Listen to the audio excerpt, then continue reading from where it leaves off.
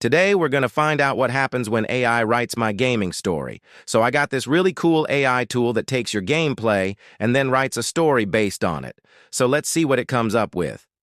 So I started by recording some gameplay, and I'm just going to use the basic prompt here. So I have it set to 1,000 words, and I have it set to write my gaming story. Now, normally I play like a total noob, but for this, I actually put on a persona of like a badass space wizard, and I recorded like a little bit of that gameplay.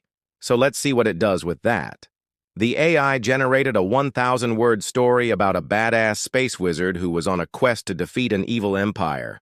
Okay, not a bad start. The writing is actually pretty decent.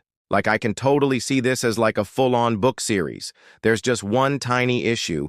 I don't know if you noticed, but in the story it has me like casting spells, but in the gameplay, I didn't really do that much of that. Like, I would occasionally cast a spell, but it wasn't really a big part of my gameplay. It was mostly just like shooting stuff.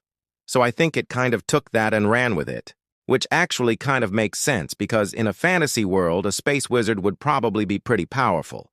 But now I'm curious what it would do if I gave it a more specific prompt.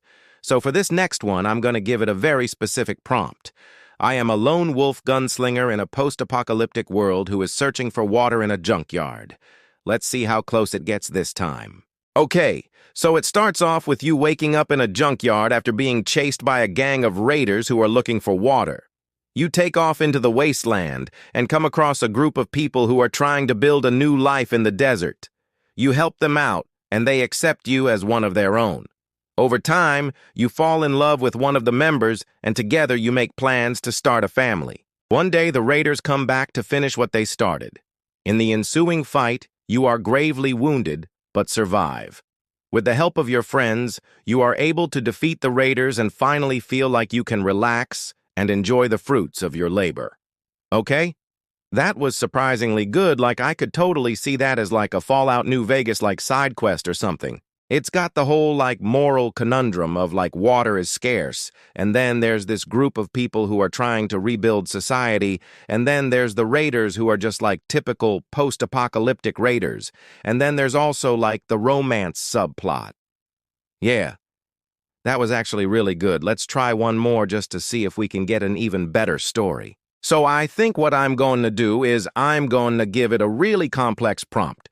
I am an amnesiac spaceship captain who crash lands on a planet full of hostile aliens, and I have to team up with a group of survivors in order to restore my ship and escape the planet before it's destroyed by its own sun, which is going supernova. Can AI handle all that? Let's find out. Okay. So the story begins with you waking up on a crashed starship with no memory of who you are or how you got there. You soon find out that you are not alone, as there are other survivors on the ship who are also suffering from amnesia. Together you set out to repair the ship and escape the planet, only to find that it is under attack by hostile aliens. You team up with a group of survivors and go on a quest to find a way to stop the aliens and save the planet. Along the way, you uncover clues about your past and the true nature of the aliens. In the end, you have to make a choice that will determine the fate of the planet and its people. That was actually crazy. Like, that was a lot more than I expected. It's got the whole amnesia thing.